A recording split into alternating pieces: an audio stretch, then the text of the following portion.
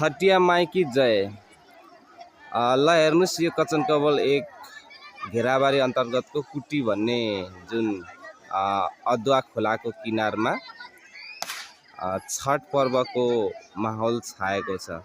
यो विशेष त महिला दिदी बहिनी आमाहरूले जुन आफूले पौराणिक कालदेखि नै आएर जुन छटिया माईको यसरी आज राति अस्ताउँदो सूर्यलाई अर्घ दिएर आज उदाउँदो सूर्यलाई अर्घ दिने चलन छ।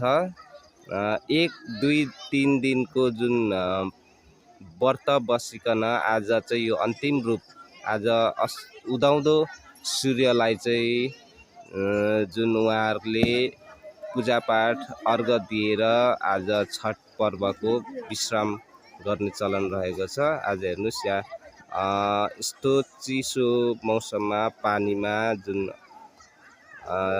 व्रत बसिरहनु भएको छ, कठोर व्रत भन्छ यसलाई। यो छटिया माईको व्रत चाहिँ विभिन्न तरिकाले हेर्ने गरिन्छ।